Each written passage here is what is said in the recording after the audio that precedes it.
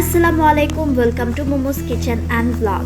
সকালে উঠিয়ে দেখি ওয়েদার একদমই ড্যাম, আর রাকিব আমাকে বলতেছিল অনেকদিন ধরে খিচুড়ি খাবে, সেজন্যই আজকে ওয়েদারের সাথে মিল রেখে একটু খিচুড়ি রেডি করছি, জাস্ট আমাদের আন্দাজেই।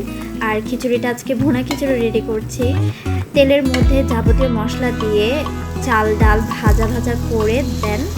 এখন আমি ফুটন্ত গরম পানিটা দিয়ে দিচ্ছি। আর আজকে চালের পরিমাণের থেকে ডালের পরিমাণটা একটু বেশি দিয়েছি যাতে একটু মাখো মাখো হয়। শেষে দিয়ে দিয়েছি কাঁচামরিচ। আর খিচুড়ির রেসিপি আমার চ্যানেলে আপনারা পেয়ে যাবেন। আমি প্রেশার কুকারে খিচুড়ি রেডি করেছি, সেই লিঙ্কটা আমি এই ভিডিওতে দিয়ে দেব, অবশ্যই দেখে নেবেন। এখন আমি খিচুড়িটা দমে দিয়ে দিব। আর এইখানে আমি বিফ মেজবানি কালো ভুনা রেডি করতেছি খিচুড়ির সাথে। আজকে ফার্স্ট টাইম আমি এই রেসিপিটা ট্রাই করতেছি। আর এখানে বিফ আছে টোটাল 500 গ্রাম, তার সাথে পেঁয়াজ কুচি আদা কুচি দিয়ে দিচ্ছি। আর সেই সাথে 1 টেবিল স্পুনের মতো আমি সয়া সস দিচ্ছি, আর স্বাদ অনুযায়ী লবণ দিয়ে দিচ্ছি। সেই সাথে 2 টেবিল স্পুন আমি এখানে লাল মরিচের গুঁড়া দিচ্ছি, যেহেতু আমরা ঝাল খুবই লাইক করি। আর এখানে 1 টিস্পুনের মতো হলুদের গুঁড়া, সেই সাথে চিলি সস দিয়ে দিচ্ছি। টমেটো আর চিলি সস এটা মিক্সড আছে। যেহেতু আমি এটা ফার্স্ট ট্রাই করতেছি, সো আই এম নার্ভাস, দেখা যাক এটা কেমন হয়। এর আগে আমি কখনো ট্রাই করিনি। এখন এই রেসিপির মেইন ইনগ্রিডিয়েন্টস যেটা বলে সরিষার তেল, এটা দিতেই হবে, এটা ছাড়া মেজবানি কালাভুনা হবেই না। সো এখন হাতে খুব ভালোভাবে মিক্স করে নিচ্ছি, হাতের গরমে যাতে মাংসটা সুন্দর মতো ম্যারিনেট হয়ে যায়, এইভাবে ম্যারিনেট করতে হবে, খুব ভালোভাবে ম্যারিনেট করতে হবে। আর ম্যারিনেট করে কিছুক্ষণের জন্য রাখলে বেটার। আমি একদমই টাইম পাইনি। আর দেখেন আমি একদম লাস্টে আদা রসুনটা দিয়েছি, আমি এটা একদমই ভুলে গেছিলাম আদা রসুন দিতে। সো এখন আদা রসুনটা মিক্স করতেছি, যেহেতু রসুন কুচি দিয়েছি, সো আদা রসুন বাটা আমি 1 টেবিল স্পুনের মতো দিয়েছি। এখন চুলাটা জ্বালিয়ে দিচ্ছি। আর ম্যারিনেট করে 1 ঘন্টার মতো রাখলে বেটার হয়, বাট আমার টাইমের স্বল্পতার কারণে আমি একদমই রাখতে পারিনি, জাস্ট ম্যারিনেট করে সাথে সাথে চুলায় বসিয়ে দিয়েছি। এখন অনবরত নাড়তে হবে যতক্ষণ না পর্যন্ত মাংস থেকে পানি উঠে আসতেছে। এই অবস্থায় গোটা গরম মশলা, দারুচিনি, এলাচ, লং, তারপর গোলমরিচ, আর এটা হচ্ছে রাঁধুনি, সব কিছু একসাথে মিক্স করে দিতে হবে। গোটা গরম মশলাগুলো এখন দিয়ে দিয়েছি, সেই সাথে একটা তেজপাতা দিয়ে দিয়েছি বড় সড়ো। সো আবারও ভালোভাবে মিক্স করে নিচ্ছি। আর চুলার আঁচটা আমি মিডিয়াম হিটেই রেখেছি। এটা হচ্ছে জায়ফল জত্রি গুঁড়া। সো সব কিছু একসাথে এখন আবার লো হিটে ভালোভাবে কষিয়ে নিচ্ছি।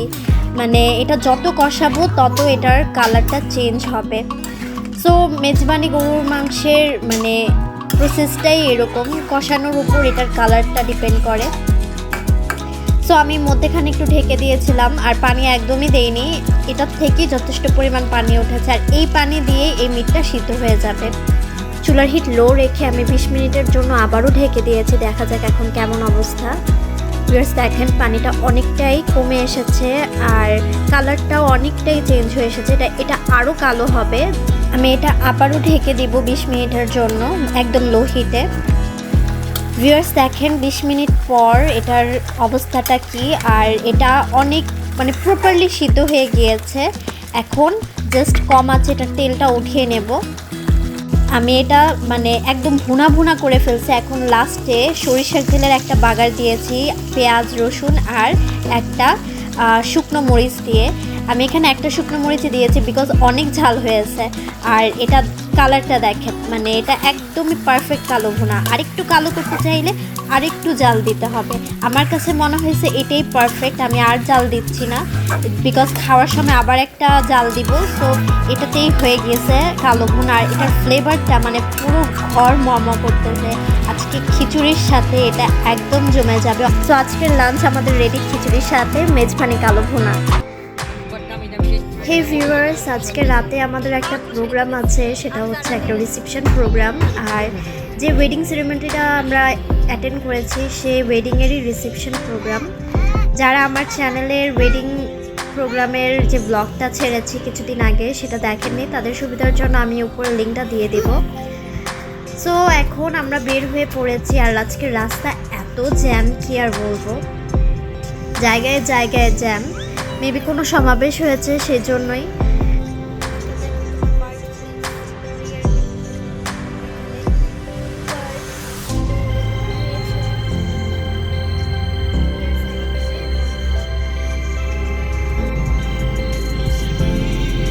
চলে এসেছি জেনিয়াল রেস্টুরেন্টে, এখানেই আজকে রিসেপশনের প্রোগ্রাম। মা এখানে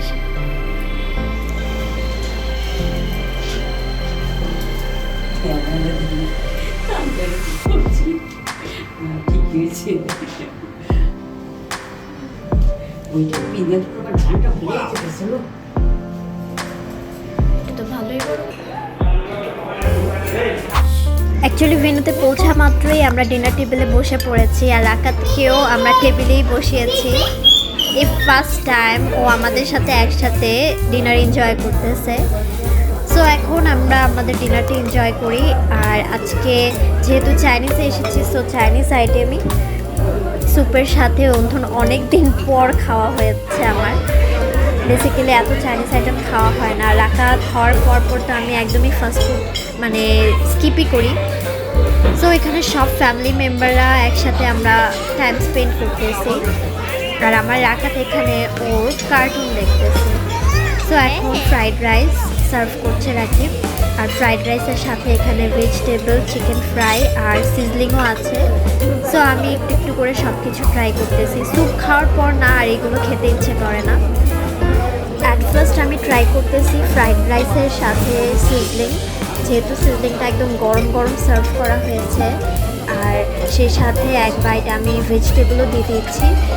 সো রাকাতকে শুধু ফ্রাইড রাইসই আমি ট্রাই করাচ্ছি, বিকজ ফ্রাইড রাইসটা স্পাইসি খুবই কম, আর ও অন্থনটা লাইক করেছে বিকজ চিপসের মতো। সো ওকে এগুলোই খাওয়াইছি। আর এখন লাস্টলি ডেজার্টের পালা। ডেজার্টটা অ্যাভারেজ ছিল। খাওয়া দাওয়া শেষ করে এখন আমরা ব্রাইডাল গ্রুমকে দেখতেছিলাম বসে বসে। সো এখানে অনেক ফ্যামিলি মেম্বার্সরা পিকচার্স ক্লিক করতেছে, আর আমরাও এখানে কতগুলো ছবি তুলেছি।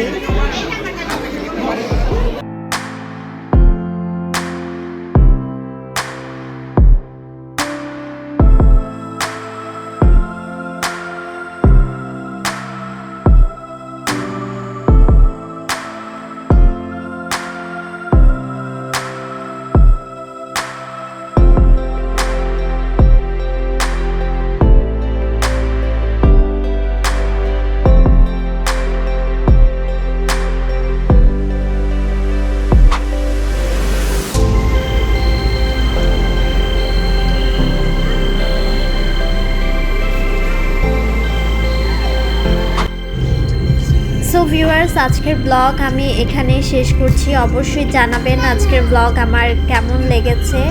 লাইক শেয়ার কমেন্ট করতে একদমই ভুলবেন না। আমার বেবিটার জন্য দোয়া করবেন। আজকের মতো এখানেই বিদায় নিচ্ছি। আল্লাহ হাফেজ।